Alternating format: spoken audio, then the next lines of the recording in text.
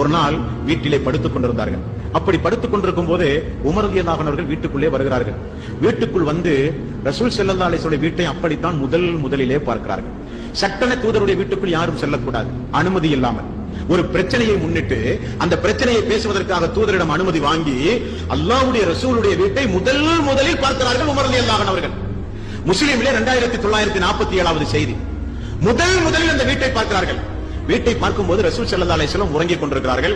தலைக்கு மேல் ஒரு தண்ணீர் பை தொங்கப்பட்டுக் கொண்டிருக்கின்றது. ரசூல் ஸல்லல்லாஹு அலைஹி வஸல்லம் அவர்கள் படுத்துக் கொண்டிருக்கிறார்கள்.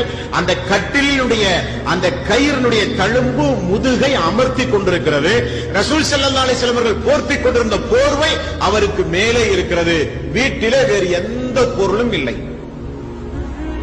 எந்த பொருளும் வீட்டிலே இல்லை. உமர் அவர்கள் சொல்கிறார்கள், கால ஃபப்ததர்த ஐனா, பார்த்த உடனே என்னுடைய கண்கள் எல்லாம் கலங்கி விட்டது. நான் பார்த்த உடனே கண்கள் எல்லாம் குளமாகி எனது தொண்டை இறுக்கமாகி அழுகுற சப்தம் வெளியே வந்தது. உடனே ரசூல் ஸல்லல்லாஹு அலைஹி வஸல்லம் முழித்துவிட்டு கேட்டார்கள், இப்னுல் ஹத்தாபே ஏன் அழுகிறீர்கள்? குல்து யா நபி அல்லாஹ் வமா லீ லா அப்கி, அல்லாஹ்வுடைய தூதரே எப்படி என்னால் அழாமல் இருக்க முடியும்? அவருடைய பதில பாருங்க, எப்படி என்னால் அழாமல் இருக்க முடியும்? முதுகிலே அந்த கயிறுடைய தழும்பு படியாமல் இருக்க ஒரு போர்வை கூட உங்களுக்கு இல்லையா யா ரசூலல்லாஹ்? நான் பார்க்கிற பொருள் மட்டும்தான் இந்த வீட்டில் உண்டுமா?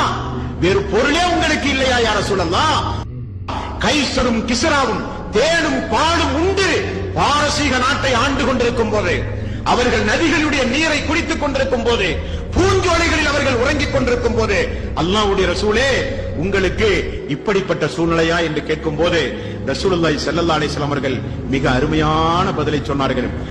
கைசருக்கும் கிஸ்ராவுக்கும் இந்த உலகம் தான் சொர்க்கம், உங்களுக்கும் எனக்கும் மறுமையில் தான் சொர்க்கம்.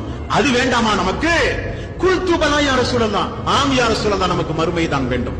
ஆம் யா ரசூலல்லாஹ், நமக்கு மறுமை தான் வேண்டும். மூமின்களுக்கு உலகம் என்பதே ஒரு சிறைச்சாலை என்றார்கள் ரசூல் ஸல்லல்லாஹு அலைஹி வஸல்லம்.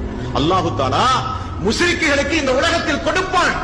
திருக்குர்ஆனில் அல்லாஹ் தஆலா ஒரு இடத்தில் ஒரு செய்தியை சொல்றான் தெரியுமா? மூமின்கள் இறைவனை குறித்து நிராசை அடையாமல் இருப்பார்களே ஆனால், வார்த்தை என்ன? நாமெல்லாம் அல்லாஹ் தஆலா இப்படி வாரி கொடுக்கிறானே முஸ்லிக்குகளுக்கு, நம்மளை கைவிட்டுட்டானே என்று நீங்கள் நிராசை அடைவீர்கள்.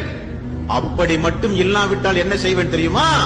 அந்த முஸ்லிக்குகள் ஏறி செல்கிற ஏணிப்படியை கூட தங்கமாக நான் கொடுத்திருப்பேன். அவர்களுக்கு இந்த துனியாவில் வாரி வாரி நான் வழங்குவேன். மறுமையிலே ஒன்றுமில்லாமல் ஆக்கி விடுவேன். நீங்கள் மறுமைக்குரியவர்கள், உங்களுக்கு மறுமையில் தான் சொர்க்கம்.